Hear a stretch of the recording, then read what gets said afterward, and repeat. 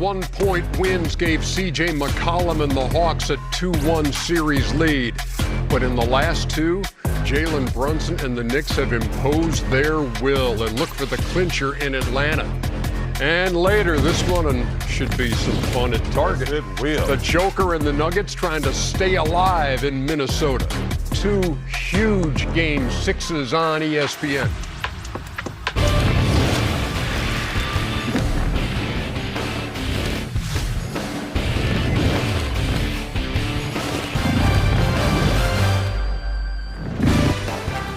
Two potential closeouts. The Knicks in Atlanta. The Timberwolves at home against the Nugget. It's all going to get started here in about an hour. It's NBA Tip-Off. It's presented by AT&T and comes to you, as always, from Studio J here in Atlanta. Ernie Johnson. Charles Barkley got a new suit on. He's here tonight. It is. Is it? Kenny the Jet Smith. Hey, man. Hey, be careful. I don't want to pull a thread and the whole thing come apart. Oh, it's a good look. I like it. Thank you, brother. I like it. I hate when stuff. What now? That's a new suit. I can't It remember. is. That is a new. I think it might It's be. new. Yeah. It's new. You look like a preacher. You know, I'm not gonna make fun of preachers. I don't want the internet mad at me like they did Drewski. Reverend Ike.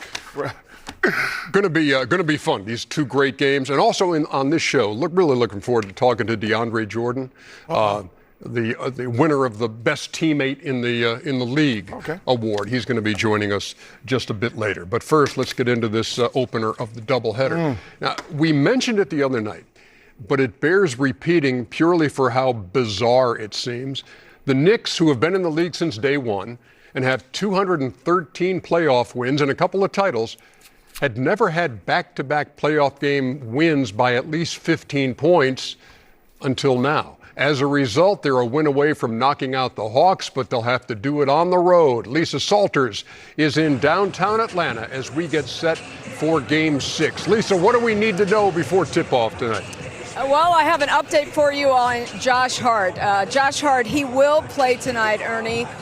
You will recall that he got banged up in Game 5. It was in the first quarter when he fell right beside the Knicks bench. He ended up staying in the game, but ultimately in the fourth quarter of Game 5, Josh Hart went back to the locker room with about 6 minutes or so to go in the game. He went back early to get treatment.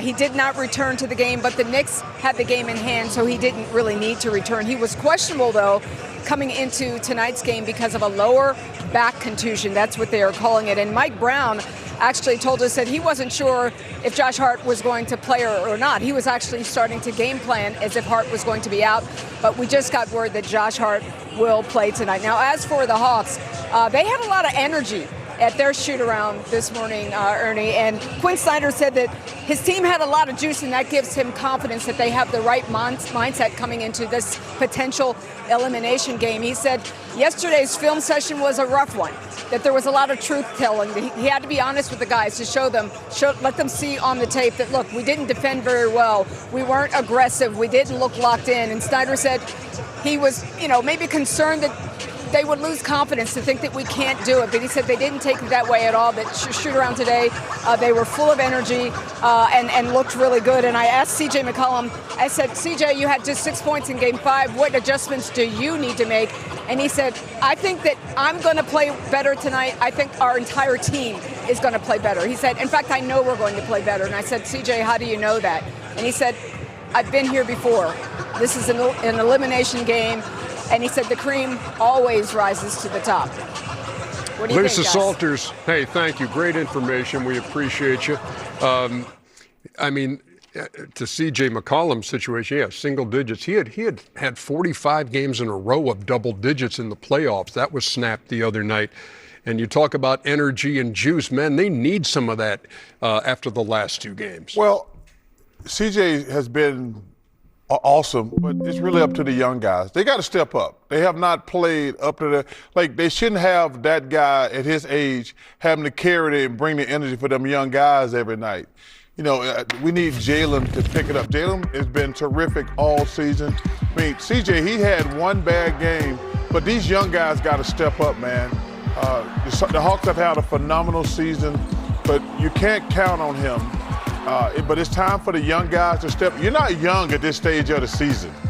Daniels needs to step up. And Kenny knows this and Shaq knows this. When the season starts, you young guys, you played basically 100 games now. No more excuses. We're not young. This kid here is going to be a superstar in this league, but he's got to set the pace. Yep. So to me, it's all about pace with the Hawks. Yeah, you saw those numbers on Jalen Johnson, all of them down across the board from what he did in the regular season when he was sensational. And so it goes from 22 to 19, and you can see that everything has dipped. And so, does he have it in him, Shaq, on this night to save the Hawks' season? I think he does. I need from him what Banchero did last night. I need a 45-pointer. Kenny has said it many times, this is where you make a name for yourself. 3 things for the Hawks. Can they stop OG and Cat in the paint? Because they've been getting killed in the paint. Can they hit some threes? They shot the 3-ball very well. They're not shooting well. And again, I need a young fella to have a game like Banchero had last night. You want to become a superstar in this league in the future, or you want to become a superstar in this league tonight? If you can have a big game and they can stop OG and Cat and hit some shots, they have a shot. His season high is 43 for Jalen Johnson. Let's just take a look at the comparison between what the Knicks were able to do in the last 2 games, because it's been, Kenny, as it says there, domination. And I mean, winning those 2 games by 45 points, and then all those departments in which they have owned the Hawks. Chuck alluded to pace. That's a big thing for the Hawks. But the second thing was defensively, they were intimidating in the first couple of games with the New York Knicks, meaning their size and length on the perimeter bothered Mikal Bridges, the size, Josh Hart, the length, and at times, timely stops, Jalen Brunson, the size and length. They haven't put that type of pressure on them. But at the end of the day, they have to score the basketball other than C.J. McCollum. And those 3 guys, Dyson, and along with Kuminga, along with Jalen Johnson, if they don't score the basketball, they will not go on to Game 7. They have to have, between the 3 of those guys, they have to have 80 points between those 3. And then CJ can get those timely or game-winning type plays. But if they don't do that, and you rely on him to try to get 30 at this time of his career, I think it's too much. So CJ's really the only player they got one-on-one player. Mm-hmm. The rest of the guys have to get it by space and pace. I'd say, I'm going to throw a number out there, 105. The Hawks got to get to 105 if they're going to. They got to get to at least 100. But for them to be successful, they got to get to 105. If they score less than 100, they're not going to win, because that tells me the pace of the game was more the Knicks. And the Knicks got 2 good half-court one-on-one players. Jalen Brunson can get his anytime he wants it. He's coming off his best game of the series. They don't have a matchup for Karl Anthony Towns. So they have 2 guys who are going to score most of the time. But the Hawks only really got 1 guy in the half court, and that's CJ. But if Jalen can get the pace going, that gets Kuminga going. So I would say that's my number, 105. And Alexander as well. He's another guy who had it. Nikhil. Yeah, but he needs to be playing at a pace also. Yeah, New York leading in fast break points in this series over the Hawks. And also, rebounding has been a big thing for the Knicks. They're +8 per game over the Hawks. As we hear so often, Shaq, Atlanta's not going to get any bigger between now and tip-off. So how do you try to limit the damage on the boards? Chuck makes an interesting point. 1, speed the game up a little bit. And 2, you got to hit shots. You got to hit shots, make sure New York is taking the ball out. Cat is playing well. OG's playing well.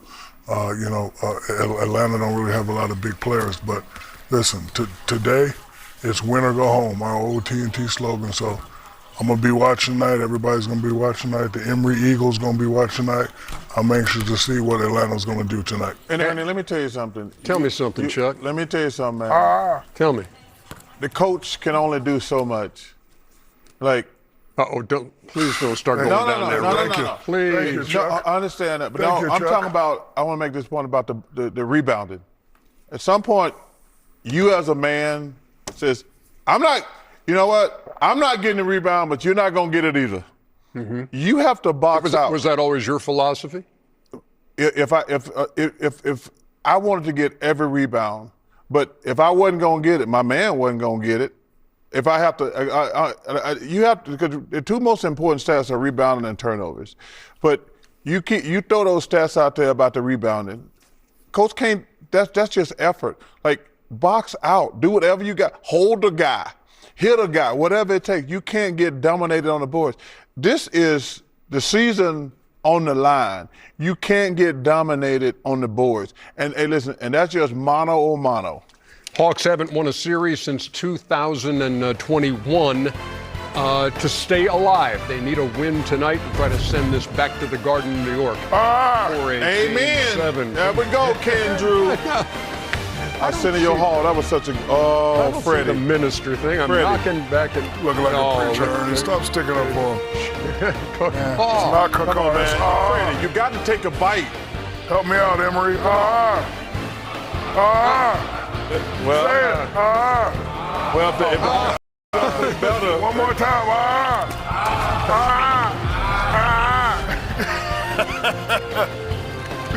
Jeez.